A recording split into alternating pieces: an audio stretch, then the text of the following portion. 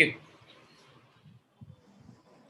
Good evening and thank you for joining us. This is live with Faye on YouTube. I'm going to make the introduction really quick today because we have a lot of guests and I'd like to give all of them as much of the platform and room as possible to speak. Remember, like, share, subscribe, and tell your friends and family that we have a great thing going on this YouTube channel where our guests get to finish their sentences and everybody hears what the other person has to say. Every day at 8 o'clock, we pick a discussion on a topic we believe is of national importance. And today we're talking about trolling. Ta-da! Quickly, to bring you up to speed, if you don't know already, Tanishq, the jewelry brand, put out an ad which promoted peace and integration between people of religions. It showed a young woman who was obviously on her way to her Godh Barai. Her Muslim in-laws had put it together for her. She was surprised at the effort they had gone through. They said, in our family, we like to keep our daughters happy. And then the brand put out an example of its jewelry.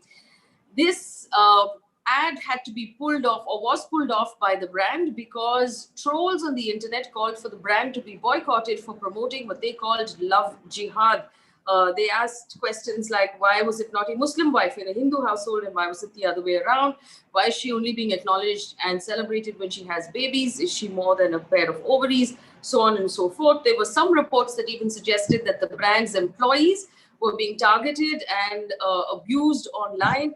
And that may have been a concern for the brand. Now, this is not the first brand that has actually seen things like this happen. There was a close-up campaign that came out in 2018 that talked about relationships across religious lines that also was trolled. There was a Surf Excel ad that came out around Holi about 2 years ago that was trolled as well. And Red Label that put out some ads that talked about friendship across religious lines. Questions that we're asking today. Should brands be wary of trolling? Is the trolling representative of the brand's consumer base or even of larger society? Where does the trolling really come from? And given the fact that the advertising industry in India has its own Standards Council of India that regulates and has rules of what advertisers can and cannot do, should brands now be worried about ticking off the trolls on the internet? Because obviously they're being ticked off by almost anything. It's random. Tanishq per se has not done anything wrong, but they've had to pull off this ad. What does this also mean for those in the business of advertising? The creatives, the media buying, people who depend, for whom this is their lifeblood. Are they now going to have to worry about what the trolls feel or what the trolls say?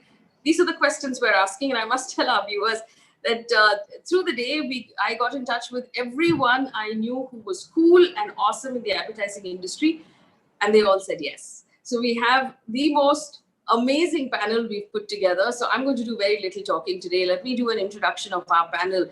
Mr. Prahlad Kakkar, who is an advertising guru right now, and is a voice that everyone respects greatly in this industry. Very happy to have him. Mr. Roshan Abbas, MD of Geometry Encompass, also a very strong voice. Sridhar, more commonly known as Pops, is the Global Creative Officer at Nihilent HyperCollective. He's an ad guru. Khushboo, Benani is the head of content, influencer marketing and brand advocacy at Diageo India. So she brings in the brand point of view. We have Anuradha Sengupta, who's a very senior journalist who has been tracking brands and advertising from when many of us didn't know how any of this worked and we were in school. So she's someone I respect greatly and I'm very happy to have her on this conversation. And we have, of course, Varun Duggirala, the co-founder and content chief of The Glitch, who brings in the younger content and advertising point of view and the use of social media. Thank you all for joining us. It is a pleasure to have you all here. Let me start with Mr. Kakar. Mr. Kakar, I want to understand from you if you believe brands need to now watch out for trolls, if you believe trolls are, or the voices on the internet are representative of society. This is what I really want to know. And Faye, it's not Mr. Kakar, that's far too respectable. And my whole life has been spent being disreputable. So it's Prahlad. Okay. And, that's what we'd all like to do. The fact the point is that who is actually going to tell us how much opinion do the trolls actually generate?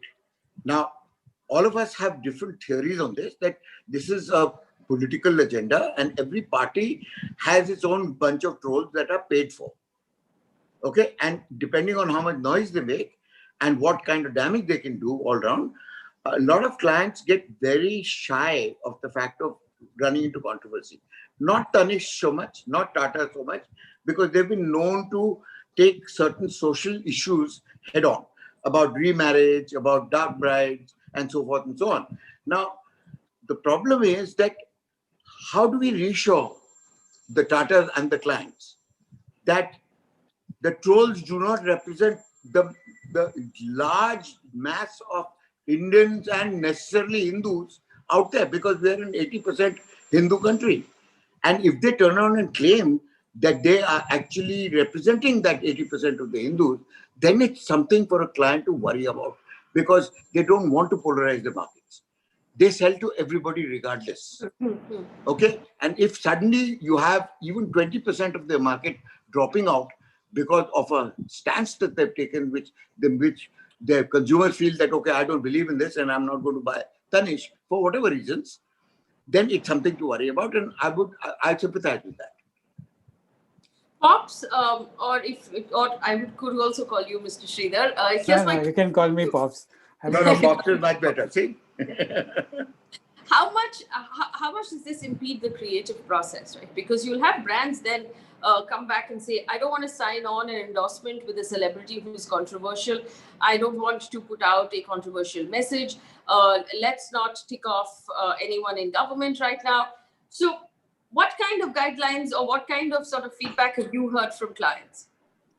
See, for any client, for that matter, any individual who wants to be a leader, if you don't have an opinion, nobody will respect you.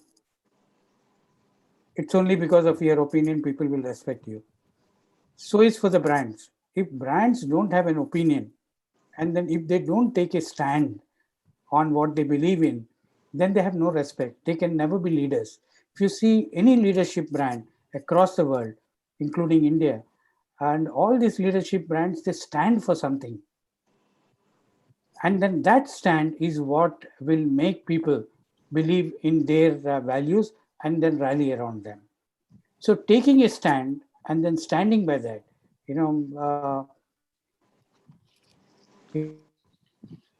talking, you have to walk the talk, correct? It's not just, putting out, saying that, I'm a progressive brand and I stand for progressive things. And then you must back the progressive things. Then as Prahlad was saying that you cannot please everyone, correct? You cannot please 1.3 billion people.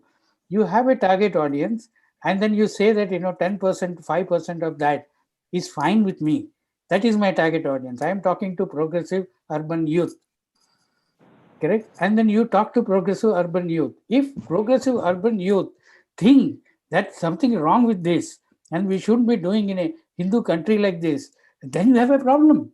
If they don't subscribe to secularism, correct? If they don't like this act, then you have a problem. If they don't, other people have a problem. Then why do you worry they're not your target audience? Correct? I think in this case, the situation today is little sensitive, and being a huge brand, threat to the business and threat to employees, and also in a situation where we are just coming out of a massive Supreme Court verdict on Ram Mandir, correct? And then there is an elections coming in, and COVID has made people far more impatient. And so looking at the context in which this entire trolling is happening is what would have made the brand to take half a step back. But otherwise, I would urge them to bring it back right? Anytime, because you must take a stand and then you must stand for that. There's nothing wrong in what they're doing. It does not matter if a girl gets married or a boy gets married. How can I tell my daughter not to fall in love? And I can preach my son that, go and then find a beautiful Muslim girl. Right? You can't do that.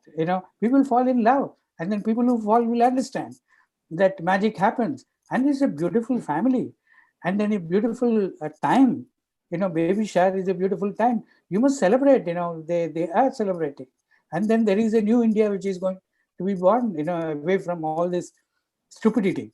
Correct. So brands should only worry if the target audience, really have an issue with that. Outside that, no problem at all. How many people you talk to in a segment, not even 5 million people, 10 million people is what a brand maximum will talk about. So if they have no problem and the rest of, billion people have a problem, let them go to wherever they want. Absolutely no issue.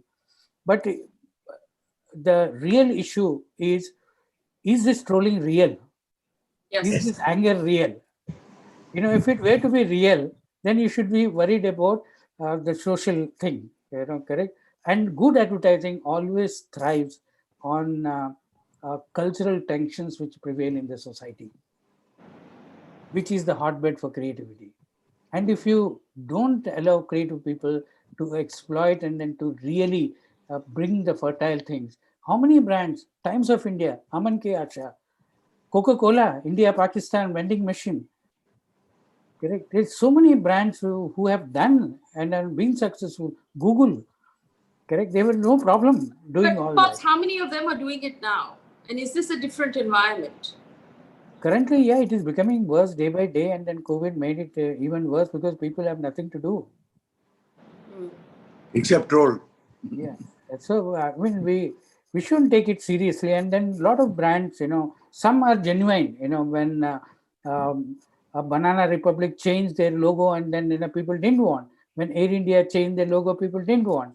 Correct, which you can accept because the real consumers did not like it. Which the company has taken, and then put that feedback back into their actions. But this is fake, guys. None of them. Look at those profiles of the trolls.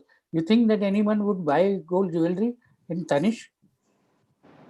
Faye, I wanted Yes. to say, I'm just coming in for the fact of saying that, ever since it started in the morning, I was doing a little bit of research, and it is such a sad fact to know that, and this is a website called Jungle, which tells you about the amount of users or amount of tweets required to trend. So let me just tell you that between 6 a.m. to 12 p.m., 1,700 tweets and about 733 users are enough to trend. Between 12 to 6 p.m., 1,500 tweets and about 812 users are enough to trend. Look at that. There are millions of people up there. Is that what I need? If I told my entire colony to do it, then we would be trending. So it is stupidity, number one, to believe in trends. I have very often told people for brands also for a very long time, it became this big thing about wanting to trend. And Twitter also built it up even further, saying, great, this is a great thing to do. Let's do a paid trend. Let's do other kinds of trends. But this is 1,700 or 2,000 people. There are about 8,960 topics a day that get discussed. So don't react. Number one, that red label ad, by the way, fun fact, was made by me. So, because as Geometry Encompass, we took a stand for Red Label. We just narrated a script and they loved the idea that there was a Ganpati where the entire topic which was getting discussed was that is the religion of the maker important?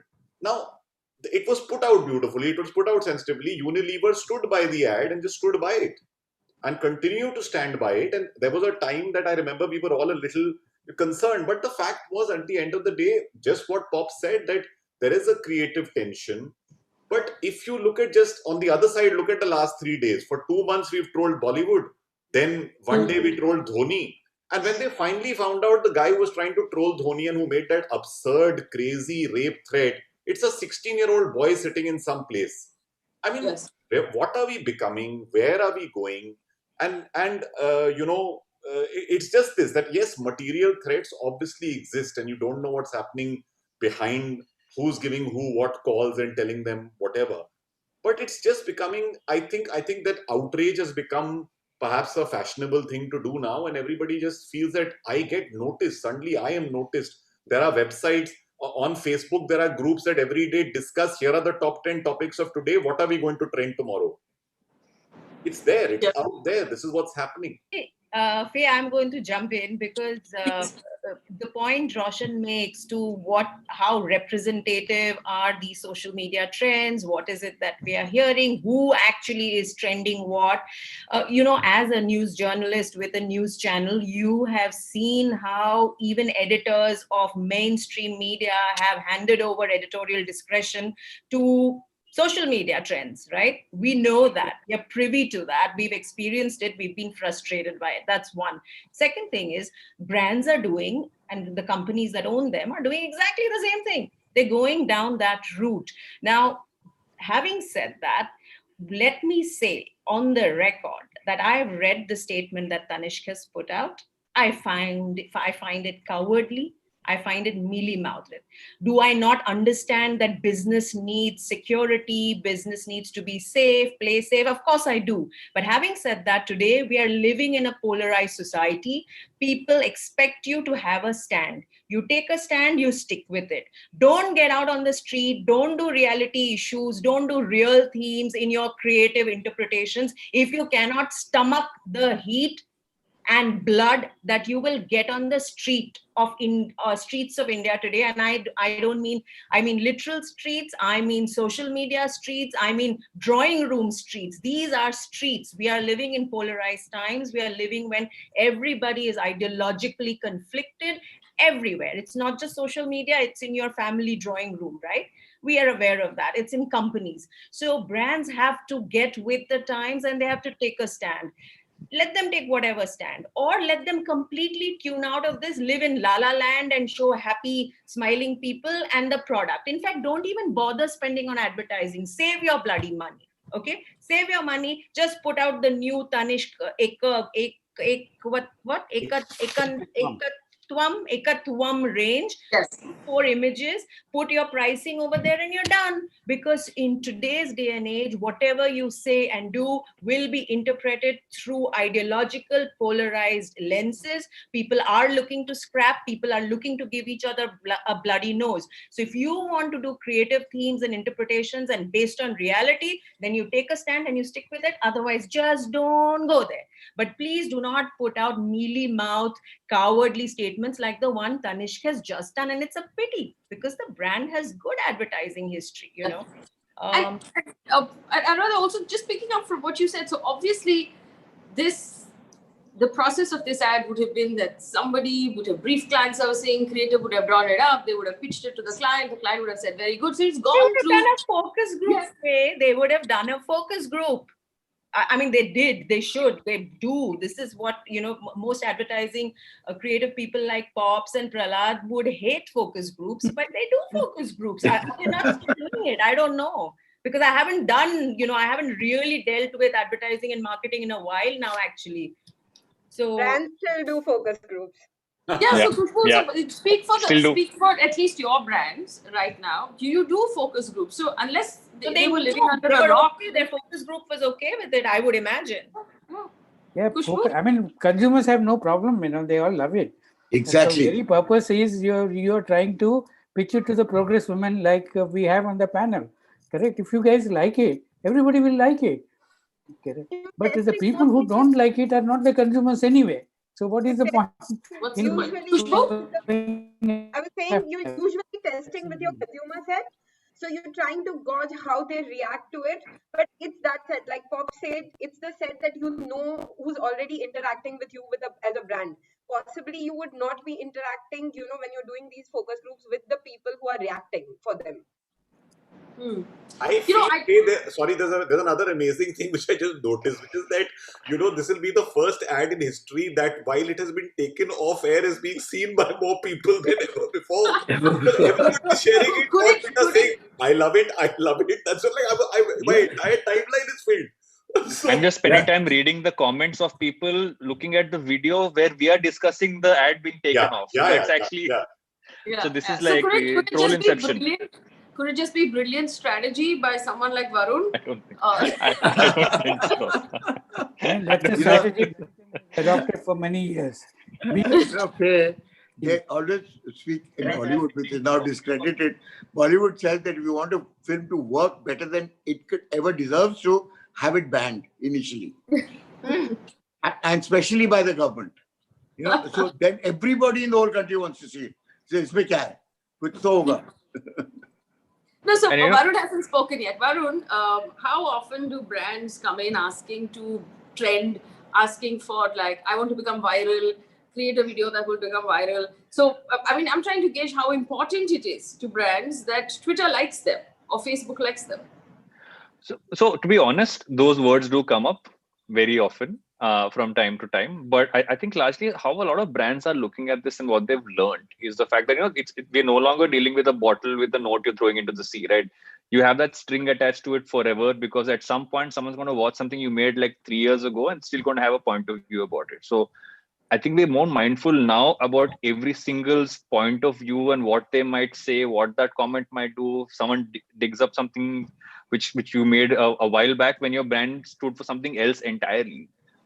It's on every brand's mind, which is what also surprised me about this being taken off is the fact that would have been if you're building an ad which has something like this, you would definitely have a contingency plan because it is expected that you will have a set of people who will react this way, which is what is the only thing which we all work. We all have worked with contingency plans in every scenario, right?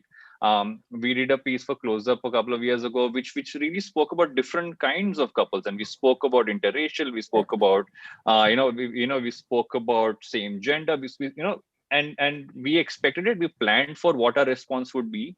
We discussed it with the client before we went live, and which is why I find it a little surprising that there wasn't that contingency. So is it strategy? Sorry, Faye.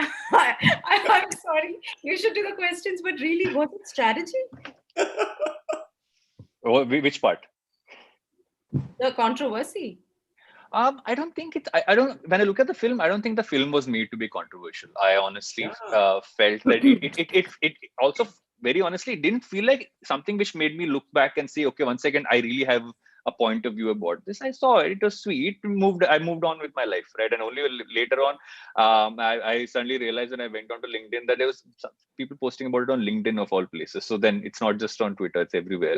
So Varun, LinkedIn, this is a recent phenomenon. I suddenly feel that LinkedIn is the new Orkut. Yeah, no, it's so somebody said it's the, I'm sorry to use the word, somebody said it's the ugly Instagram. but I'm not saying anything. The problem is just that when you get onto LinkedIn, these groups just seem to be moving from one medium to another medium and they just keep traveling. But the funny part, Roshan, is that is the job. Platform. Oh, sorry. Correct, Prahlad, absolutely right. That is their job. That's what they're being paid to do. But the platform is actually built for people who have a career focus, right? If you look at each of these platforms, they were built for certain things. And I think that many times we tend to focus on what the platform has done wrong. It's not none of the platforms are doing anything wrong. It is innately people who have the ability to respond to anything. And it's like, it's fastest finger first, right? What am I going to say right now, which will make me feel satisfied, which I couldn't do before. Like I couldn't throw like one pigeon at someone before. So now I can post, I can respond to someone, and any post on any platform now, you will have one set of people who will send the most random things. I think at some point we all start ignoring it or disable comments, which is the other way to do it. So I should just be sipping coffee right now. So I have very little to do on this panel, but I'm just going to read out some of the questions that are coming in from our audience. Raj Shekhar says, I wonder if such sort of trolling creates negative business environment. Why would someone want to invest in India given, the fact that businesses are treated in this fashion? Meghnad says, how are brands and advertisers reacting to the TRP scam that broke last week? Some brands have said that they will no longer advertise on toxic news channels. So yes. Meghnad question first.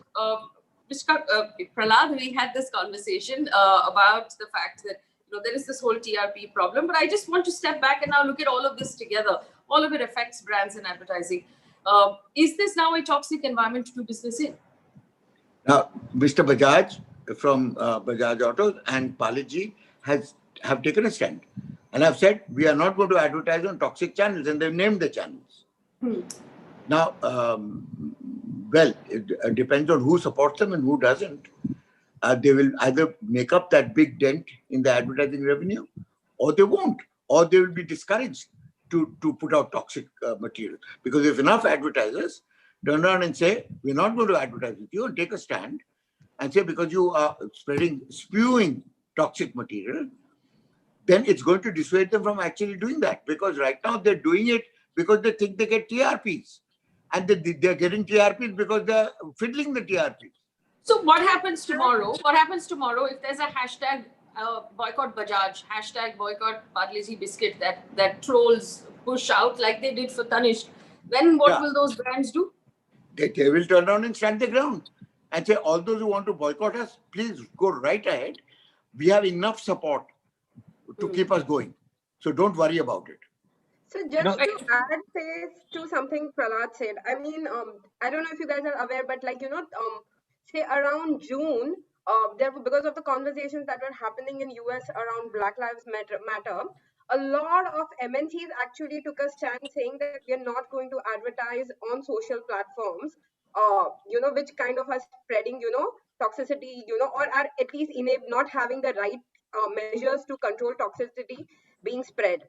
And brands stood by it, and it's been like 3 months in which actually the platforms have come back, had real conversations on how they can monitor some of these things and actually create a better environment for brands and for audiences on those platforms. So I mean, it's about brands actually wanting to take their stand and then walking the talk on that. Absolutely, because you can't have a flexible spine on this. You have something called a brand value. You stand by those values because that's whatever you do passes itself onto the brand personality. So if the owner of the brand have a backbone, then the brand has a backbone, and people perceive it as such. Now the fact that they've apologized and did some mealy little thing and said, "Oh, it's what do you call affected people's sentiments, and that's why we're removing it," that is pathetic. Yeah, I just want to have one thing to add to this is the fact that I don't think consumers necessarily equate their opinion to their purchasing habits. Correct. I might have a serious issue with a brand online. I might decide to be a troll for a day, enjoy it, get my dopamine rush, and then move on to going to the same store the next day and buying something from there. That is very normal human behavior right now, but the problem is also sentiment, right? We do so much sentiment analysis at some points. It's almost that curve saying, okay, how far can this go? But I feel that in the Tanishq scenario, it is also about them almost being threatened with physical harm. I'm guessing that would have been a factor into the whole mix of things. Well, there was somebody threatened with rape and things which turned out to be a 16-year-old kid. Correct. I mean, how seriously do you take that? No, but I do believe that, some of the reports carried details that Tanishq was worried about the safety of their employees at their showrooms. They were worried about the showrooms themselves. They were worried about the fact that employees were being singled out and abused. So talking about toxic environments, and I'll take this back to Roshan, Abbas. Anuradha's had a hand up for a while. I'm just calling it out. Anuradha, she's been. No, that's what I'm saying. This had that hand up there. This is the only panel where we ask other panelists to speak also. No, so are these things that brands are going to have to worry about? Because it's one thing to say, hey, we took a stand, we put out this great ad, but if you're going to have people run into your office saying, boss, this this showroom here has received a threatening call, that showroom there has received a threatening call, then where is that line, Roshan? Okay. No, see, I really feel that I was again telling somebody saying that all brands should become digital because nobody knows where they are. So, you can keep threatening, can't dundoge. Ultimately, it's so crazy because, see, this used to happen with news channels. This used to happen with movie shows. This used to happen with Bollywood. My name is Khan. Let's not forget that. Let's not forget the entire Narmada controversy, which happened at that time around with Amir Khan. And people just didn't realize. And at one point in time, we all started just zipping our mouths. And I think this is a very big point for us right now to realize that we cannot zip up our mouths anymore. You have to take a stand because otherwise you are only fueling that fire. And this fear of physical harm, etc. Yeah, I mean, we live with that, Faye, I think in this highly polarized world, as Anuradha said, we live with that every day. I've said, you've got to finally throw caution to the wind and say, ab marenge ya, ladenge ya marenge wali jo baat hai, wo karna padega. I sincerely feel I've had enough. Yeah. I think, if you actually... all of us have had enough. We've got to go out there and walk the talk as individuals, as companies. Yeah, look, I am not at all diluting or making fun of the fact that there could have been perceived physical threat to Tanishq and its employees and its showrooms and its customers who might be in those showrooms. I get all of that. But that is law and order. You expect the government of the day, the government of the state, the government at the center to provide you that law and order and security. You pay your taxes. And as large corporations, you even have the ability to deal with providing private security. Okay. So let us understand that there could have been a law and order threat perception, but if in India today, you cannot show a commercial, an ad that shows a Hindu-Muslim romance, marriage, family get together, then I don't think we need to we need to want or aspire to anything else. Seriously. I mean, it is a problem. Remember, for the longest time, nobody played sports with South Africa because they had apartheid. You've got to stand up and say, we cannot draw a line on this. Like Roshan said, we've had enough. I've had enough. I'm willing to take whatever I need to take, and I'm not being foolhardy here. I hope nobody comes and punches me. I hope nobody attacks anybody that I hold dear. I hope I don't get disgusting comments online. But the point is that today it has come to a point where we've got to stand up and say, we believe this now, then let us take that one blow. What will I do? I'll lose a few teeth if I get a knock on my face. My smile won't be as lovely as it was. But you know what? It's okay. I don't know. I'm just, we've had enough. I think Roshan, that sentence he just said, we've had enough. I mean, we are talking about brands and commercial interests and all of that because some people are upset that you've depicted a Hindu-Muslim marriage. I mean, come on. Like, what are we discussing? That's the reason I said yes, not because of the brand, but because of just what are we reduced to discussing, Faye, today? That's the tragedy. I mean, absolutely. Someone pointed this out in an article, I think in Scroll, which said that when Milan Suman and Madhu Sapre put out that ad for shoes where they were wearing nothing else, that was shocking, right? How is this shocking? How is this disruptive or even, troll-worthy at all? How is this in any way raising eyebrows?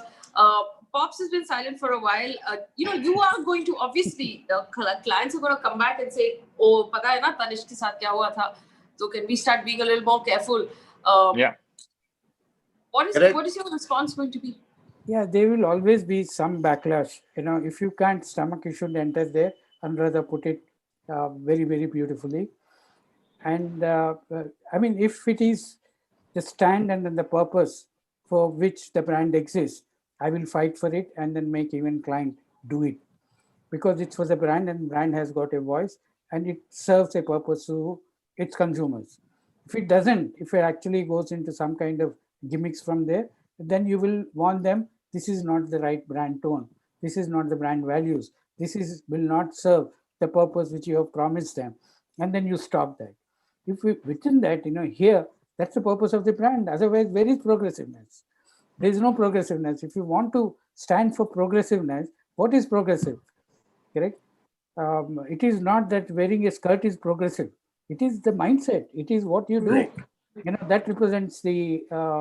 That's how the earlier advertising used to be, and then now we are saying that we need human behavior, and then we need to get to the societal tensions, cultural tensions, religious tensions, and economic tensions. Yes. So all this will actually give a richer thing. Otherwise, you will not have any good stories coming out. Leave alone in advertising, even in feature films or anywhere. Stories are born out of some societal tensions, and then at the end of the day, they get resolved by humanity. So that is the closure. The people will realize that there is no greater than humanity. Correct? A baby is a baby. Correct? At the end of the day, it does not matter who the mother and father is. Correct? And then that actually takes over the thing. That's how change will happen. If you touch humanity, everything will happen. That's what the brand stands for. And then they did. But no, frankly, as somebody said, it's a normal commercial. It's a nice commercial.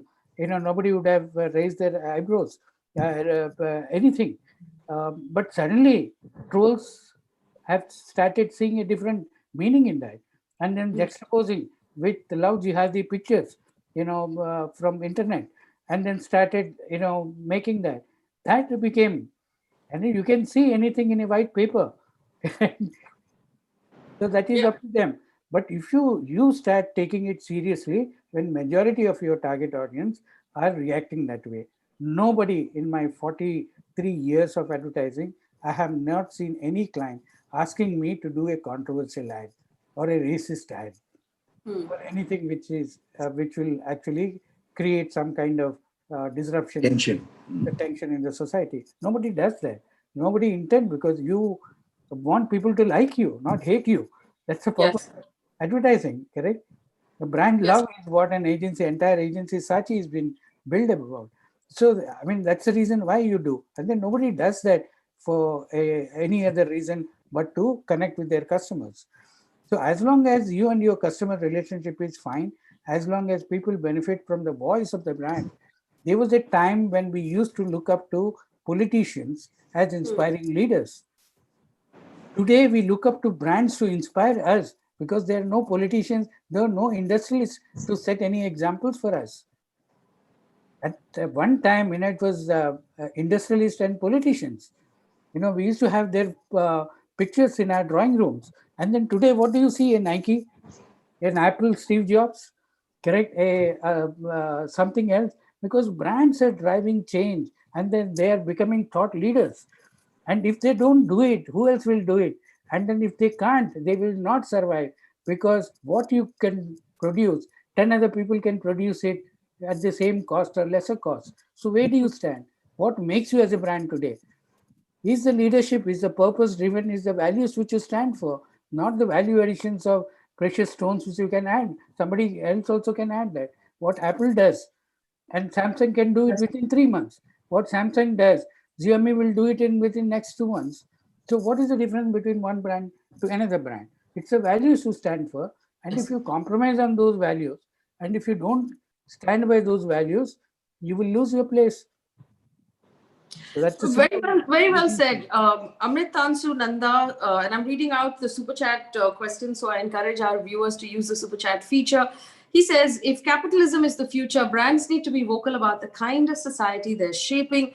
There's a sad part that a single brand can be singled out, and hence the issue with the issue of employee security. And I want to take this question to Varun as well. But we have to, acknowledge the fact that advertisements or advertising has always been reflective of society in some way. Is there a responsibility with brands that they are shaping society, Varun? Totally. I think it's more relevant now than ever before, right? Because there was, brands have always had brand stories, and they always put out a certain set of values. I mean, if I look at a base level, brands either give you value or project their values onto you. And the value part, like Pops just said, is something you can get from multiple brands, but in different ways. If brands taking a stand, especially in today's time, is one of the few ways in which you can project what being progressive is, about having the right set of focus areas, kind of build it down the chain of consumers. But what brands need to also do, and I'm going back to my earlier point, is that they almost need to have every single possible contingency, have ready-made responses set and prepared, have an entire plan of saying, if this goes sideways this way, this is all the stuff I'm going to do, not to just take advantage of it, but to know that I have a response that still sticks to my values. It's, at no point should it become I'm taking advantage of the fact that I have controversy, right? It's like, no, I want to stick to this line of what I'm saying and what I stand for. And this is how I continue it. Worst case, best case scenario. And that's really how brands have to map it out. And that's how kind of the good side of data and trends and everything else is that you can actually map that out. Tell me something, Faye. Tell me, isn't it the job of a responsible media to actually start looking to see who are these trolls, who is paying them, how effective are they, and how much public opinion do they reflect? Or are they just one isolated little group of some idiots sitting in some place and being paid to do this job and shouting there and screaming and getting lots of eyeballs and ears because nobody else is saying anything? Isn't that what the responsibility of an independent media is? Yes, I acknowledge that, Prahlad, that it is the job of the media, and starting from Swati Chaturvedi, who wrote the book "I Am a Troll," and after that, several other media reports have showed that a lot of trolling is actually organized. There are media cells which are given a job, saying this is the target today, this is what you troll, go out and do it. And this story had come out when Amir Khan and Snapdeal were trolled at the time when his wife said that the intolerance levels were rising. Oddly enough, that was a couple of years ago. Intolerance levels are sky high today, if you're going to compare with that. Which is going to bring me to my next question to the panel. Do we believe that there is a political angle to this? To remind our viewers, the term love jihad was coined entirely politically. It has now been established that there is it defines no mention in the law of this country at all.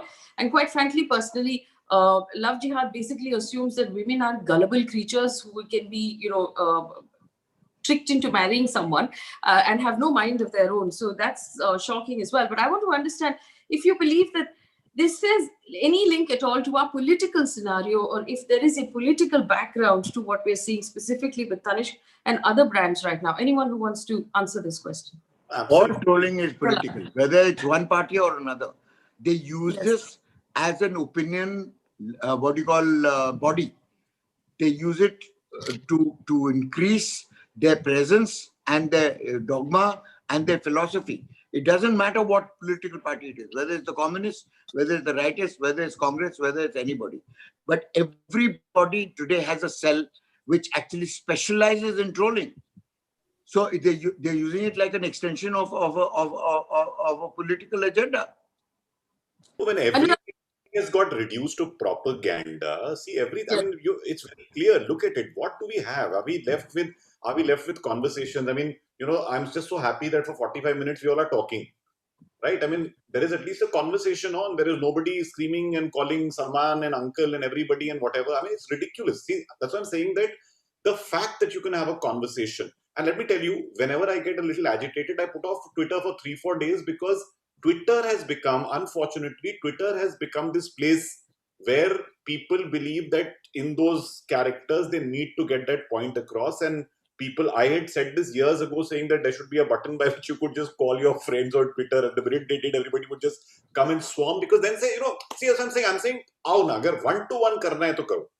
But this thing now that Sunday, when they start going, and you'll start getting private messages from well-known people. I've been told a couple of times on some things that I've said, and somebody will write to me saying, don't engage, let it be, or whatever. And I'm like, no, I will engage. I will engage with everyone till I have told them. Yes, it will take a day of mine, but I will do it, because without that, and a set of them who are actually real human beings who are getting carried away, then start responding and pulling back. But we have lost, between debate and discussion and propaganda, it's just shifted to something completely different.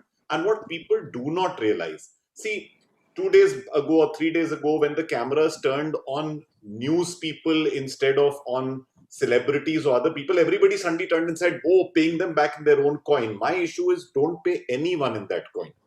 You can't. We are becoming judge, jury, everything together and enjoying it thoroughly. But that was Amitabh Bachchan in the 70s in a film. No, we have systems, we have ways, and which is why what your person asked earlier, which is the whole thing of saying conscious capitalism, that even capitalism is being now asked to stand up, saying, take a stand. Everybody take a stand. And again, we've just, there is a part of Indian society which is chup rehte hain, chhod dete hain, right? I mean, this has been, unfortunately, a lot of us have grown up on that. Ke chalo, that person on the corner is shouting, look the other way, turn the other side. But I genuinely feel that now it has crossed a point, because every day, I think a set of people think they're scoring a victory. Right? They score a victory against Bollywood. They score a victory against Dhoni. They love pulling their idols down. I find there's a lot of envy there's envy and jealousy, etc., which drives a certain part of it as well. It's just becoming, and these battles are becoming, they need to be discussions, not battles. I also feel it's a lot about what about is the, sorry, Khushboo. everything is a what about, right? Like I'm reading like comments on this video itself. It's like, what about all two sides? Do you only have one side? Everything is a what about. It's not about what this is. It is Actually, about what about. I wanted to respond to people who say, why haven't you brought in the other side of this conversation? Yeah. First of all, point one, What is if you the other listen side? very clearly, you will realize that not everybody on this panel is agreeing with each other. Two, this is not a debate. We do not pit people with opposing points of view against each other. Three, that other side who believes that Hindus and Muslims should not marry each other have no room on my platform. I have no interest in their opinion. Their opinion is bigoted and hateful, and I will not offer them a platform. Hence, no. What we're talking about is the nature of business in our country, and that you should be interested in if you want to keep your job. So that's my answer to you who asked for the other side. Now I'm taking this back to Anuradha Sengupta and reading out the Tanishq response that they've now put out on Twitter as well. I'll read out just the last bit of it. It says, "We're deeply saddened with the inadvertent stirring of emotions.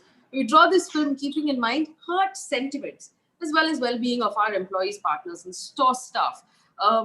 The acknowledgement of the fact that this is hurt sentiment, and you gave me your point of view on the fact that you believe that this is a very weak statement.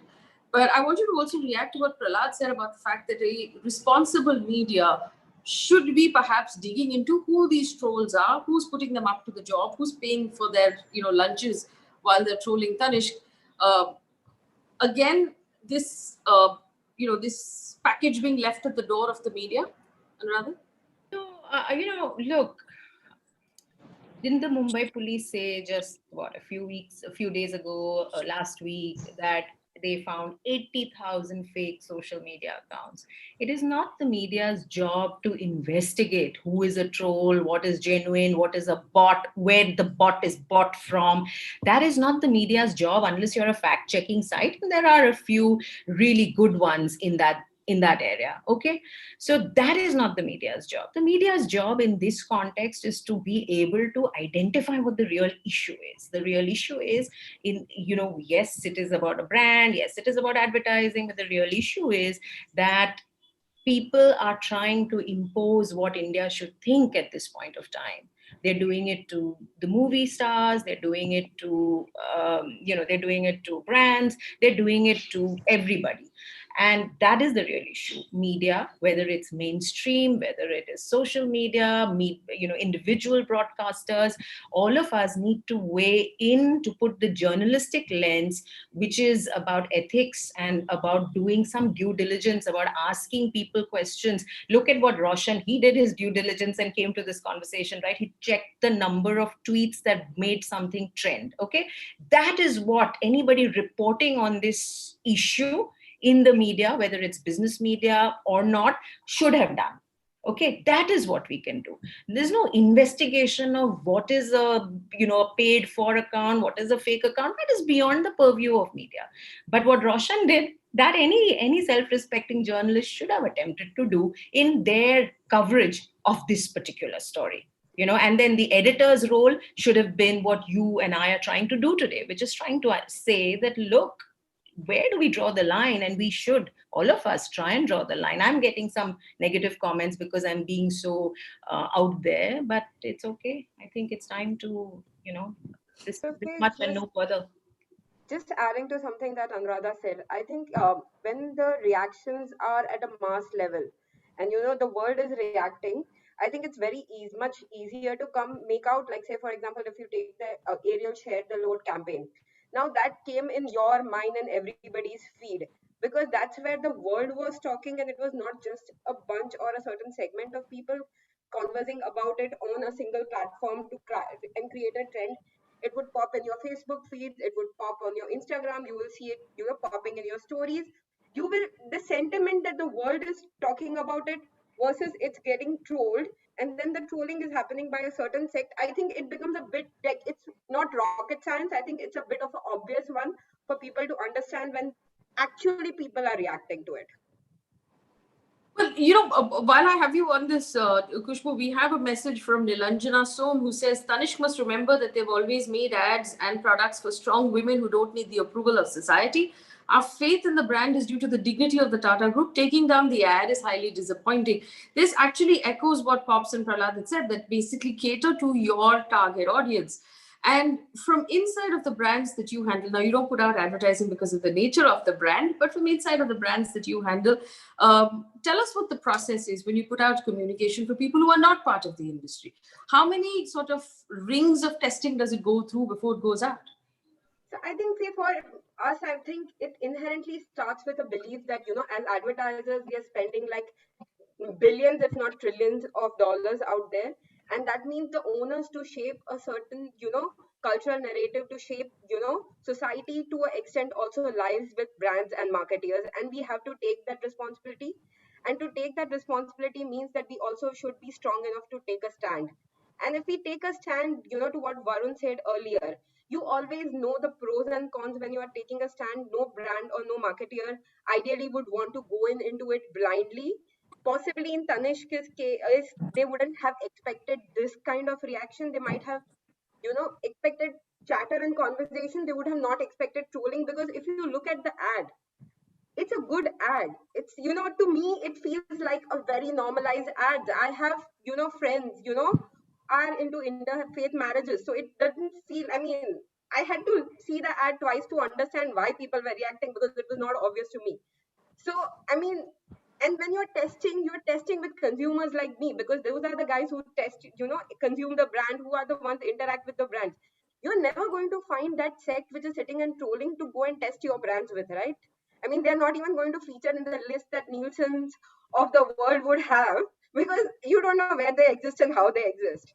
So, I mean, every brand, I think the brand starts from a place of faith, and a faith to want to do, make a real difference, to shape, culture. And I think it's then about their ability to stay true to that path.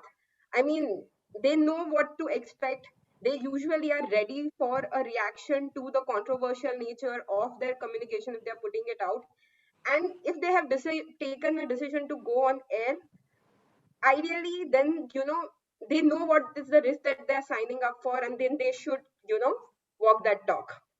But I understand in Tanish's case, I think they are coming from a place of employee safety, and obviously that's a big concern for any corporate. So it's a different conversation, but I'm sure a brand manager, marketer sitting out there, I don't think they would have lost faith in the comms they put out. And employee safety is a slightly different issue to marketing comms. Varun, has there also been calls to perhaps avoid certain celebrities? Influencer marketing has become a big thing, especially during the lockdown, when actual advertisements were not being made and people were using influencers with big following on Instagram and on Twitter to put out their messages. Bollywood, for example, where everybody was being called for questioning by the Narcos Bureau. Was there a call saying, dude, let's just avoid these Bollywood guys right now? They're all talking about Mal. One of us will get called tomorrow. What Mal is the question, but no. I didn't necessarily see as much of that, to be honest. I feel that, when you're looking at an influencer to bring on, you're looking at what they say. Do they connect to your brand in that sense of the word? But also talk about, have they said something inappropriate? I think that's been the main filter. I haven't personally come across a brand who said, let's avoid someone in this way. At max, they would have said, okay, let's hold on for a week. I haven't faced that at Glitch, but in general, I know that would be the sentiments of when maybe we'll hold off for a week or so, let this thing die down, let's go live with it. Why risk it is a point that everybody comes up with, right, at some point, because at the end of the day, you are doing it for a specific reason. And if your timing is off, even if you are going to get trolled or not, it is just they're not going to get you the results you want out of it. Sometimes you kind of move plans ahead if required. And Faye, even if you try your level best, let me tell you, the problem is that in the digital ether, nothing disappears. So, for example, a person might be having the most positive response right now. I've seen this happen a couple of months ago using a young celebrity or whatever. One statement said 5 years ago, somebody pulled out, and the minute that came, suddenly it just kept getting amplified. Now, everybody, including brand, is saying, listen, the guy is perfect. This has happened. It was a past thing or whatever. But suddenly it became... What about? Yeah. What about this particular thing? And I'm like, boss, life changes, people change. But that screw up of the digital ether of being able to have that screenshot. even this ad, right? You see a lot of the comments are, what about showing a एक और बना दो यार, एक और बना दो, the flip side. है ना? It's like, yeah. They could have just done a part 2 of this ad from another side, you know. Prahlad will now get a brief saying, you know what you do, you shoot an alternate end. The alternate end is, हमारी करोड़पति आ गई, आप तो वापस आ सकते हो. You know, what the hell? What is it? Every ad will have 2 endings. You will test and market. But for that you need a sense of humor as an audience also. I think sometimes we lack a total sense of humor. Yeah. In the Peloton ad example, right? The Peloton ad, when it came out, was perceived a certain way. Someone like a Ryan Reynolds turned and flipped that around and used it so smartly and got all the buzz for it. But will that work here? I don't know. I mean, I'm just reading our Twitter comments. Gym is being promoted as saying parents, school is opening again and the kids are going to be at home. Now, you either have a sense of humor, or parents and gym and teachers, and I mean, you can do whatever you want with it. Kahin bhi chale jao. So Roshan, very quickly, last question to you. Do you believe that associations and the advertising industry and the creative industry has associations that I know that you're part of and that you head as well? Will there be a coming together to understand this problem, to fight back together, or to at least maybe strategize together? Faye, I doubt it. If 30 film companies etc. can come together because they now realize that it's the tolling of the bell and do not ask for whom the bell tolls, it tolls for thee. I think the same will happen. Maybe for a while it may not. Prahlad and all know that okay, there'll be a lot of conversation, but if this continues, they will be forced to. They have to. At the end of the day, they should stand. As associations, you need to stand by. You stand by some standards, good or bad. You come out and say them, but stand by your people, stand by your flock. Pops, do you agree that the industry should come together or may come together at this point? Yeah, industry should come together. For any good reason, people should to come together. But I want to use whatever time left, for pointing towards another direction. The technology today is helping people to manipulate their behavior. So you have seen the social dilemma, the Netflix thing, where they show, how the data helps you in manipulating the mindset of people to make a purchase decision. So your vulnerabilities and then your habits are dictated by brands by pumping in, the relevant material at different points of your life journey. So in fact, the digital technology and artificial intelligence and machine learning, all that is helping the advertisers today. The technologists are helping the advertisers today, the marketers, in getting the human behavior shifted from one place to another place and then to make your sale. That's one part of it. That's what, today all the digital marketers, I'm not talking about Tanish, but a lot of digital marketers today thrive on, and that has become part of life. Even all these social platforms are also doing the same. On the other side, learning from this came after the Cambridge Analytica, and then the learnings from Russia. So the entire, political parties have learned how to manipulate people and dictate them what they should be interested in, so that their agenda can be fitted into elections. So the same technology, the same way marketers are using to influence the customer to buy into their point of view, today the political parties are using that. Trolling is one of the tools to shift the opinion from an important issue to an issue which is important to you. It's no more important to the nation, important to your agenda. And then they're trying to influence the mindset of people by putting this in social media and mainstream media. And you see electronic media also today, broadcasters are sold out. And then the kind of stories they put, they're not news. They are agendas, absolute agendas. So we are living in a very manipulative world. One end, you have got the states doing it. The other end, you have got huge marketers doing it. And then you are constantly being told what to do and what not to do, which Anuradha touched upon. And then today they are all dictating So you need, as an individual today, if you, I mean, you need more opinion about yourself than anything else. Well, I'm going to leave it there because we've run out of time. I want to thank my panelists for coming in and being so vocal. And this has actually been a really fun discussion for me to moderate. Thank you so much for your time. For our viewers, in 5 minutes, we will come back with another edition of our Pass the Mic series, where we give this platform to Dalit speakers, writers, authors, lawyers, to come and talk about what it is like to be Dalit in India so that we can listen. We have Yashika Dutt, who is an author who's written a book called Coming Out as Dalit. She's going to be here in 5 minutes. So come back in 5 minutes with whatever drink you may prefer to sip while you're listening to our conversation. It's about passing the mic and simply listening. Thank you to the panelists and thank you to our audience. Thanks, Faye.